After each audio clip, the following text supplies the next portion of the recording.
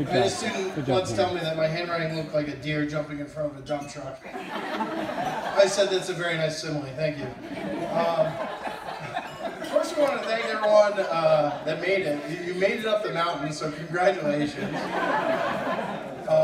Want to thank Dad and Mom for a great rehearsal dinner last night. If you can see the wedding party, it's a truckload of food that it required to feed this wedding party. So it was really great.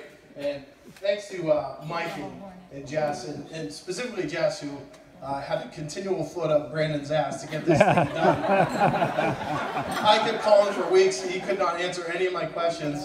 And I was getting it on my end from my wife. I'm like, I don't know what to tell you. But it's gorgeous. You made all these decorations. Everything's perfect. It looks great. For those of you that don't know us, we are undoubtedly the best men here, other than the groom, of course.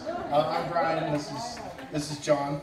And how we got here is a story in itself that involves Brandon and his good friend Captain Morgan, because I don't know that any sober man asks another man to stand up in front of his closest friends and family and talk about him. And moreover, I don't know any sober man that actually agrees to this kind of thing. So it was one night after several strong beverages, a healthy dose of I love you mans, and a few overlong hugs that we agreed to stand up in front of you all today and talk about this fine couple. And it didn't just take one drunken night to get us here.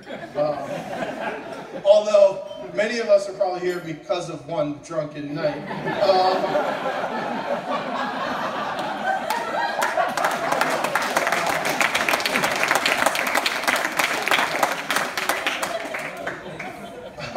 But it actually took 2 decades and change to impart a lot of brotherly wisdom to Brandon to make him in the man that Liz would actually want to marry.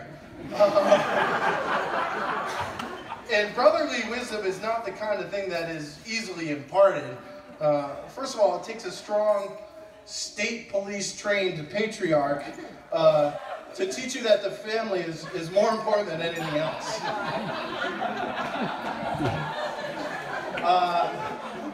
Next, it takes leadership. And only the kind of leadership that our oldest brother Andrew could display. This usually means being the loudest person in the room. But the kind of leadership where you could call your brothers on a Friday night and say, hey, we're going to have a cookout. Why don't everyone come over? So you enlist one brother to bring the sides, another to bring the mains, and another to bring the drinks. And you show up and realize that Andy's made no contribution other than supplying the venue. And then after a few pink Moscatos, he gets the eyes from Carla and the venue has to shut down. That's leadership. Our next oldest brother, Mikey, taught us how to make an entrance. And let's say it doesn't involve being punctual, but it sure is effective. If you're the last one to show up, everyone will be thrilled to see you. My brother John here is going to talk about the brotherly wisdom that he imparted to Brandon as well. That was good, Brian. Thank you. Good afternoon, everyone. My name is Jonathan Dine. Brandon's an older brother, one of 5 boys. I'd like to thank you all for traveling up the mountain today, even though you may have felt like you took a wrong turn. Mike and Jess, thank you. I feel like not only has Brandon gained a new family, so have I. I recall a time working on Brandon's Jeep with Mike Sr. and Brandon in my dad's garage. Mike Sr. kept referring to me as like the Jedi auto mechanic. And they were my young Padawans. Master Apprentice for all you non-Star Wars folk. Brandon has learned many examples of what to do and what not to do in life from his brothers. Including the time Brandon wanted to make his first car faster. He was so excited and anxious, like any 6-year-old boy would be. I'd asked him to make sure he got all the, the associated parts that go along with building that car, the gaskets and the O-rings and everything. And his response, yeah, I have everything. YouTube showed me how to do this. Needless to say, we had to do the job twice. Since that day, Brandon learned a great work ethic, pride, and quality on all choices in life. Liz, you have found a little boy that you witnessed grow into a young man. You two have a passion for each other's interests that has brought these two families together as one. You both will take many wrong turns in life, only to come out at the top of the mountain, learning from one another along the way. This is a start to your new beginning. Cherish the moments to come. Be selfless, love one another, even when the fog sets in. Brother, sister, I love you.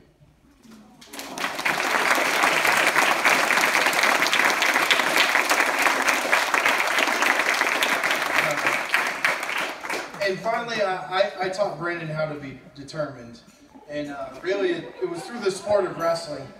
They say once you've wrestled, everything else in life is easy. But it's not easy getting through 4 years of high school wrestling, especially when your brother is also your coach.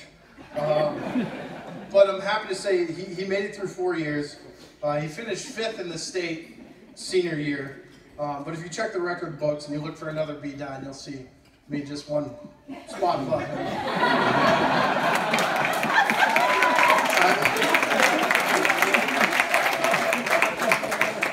Let's not forget that.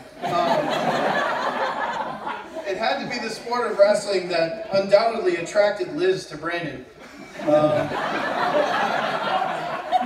Because who wouldn't be smitten with a malnourished, skinny blonde kid that may or may not be harboring a contagious skin infection picked up off a wrestling mat.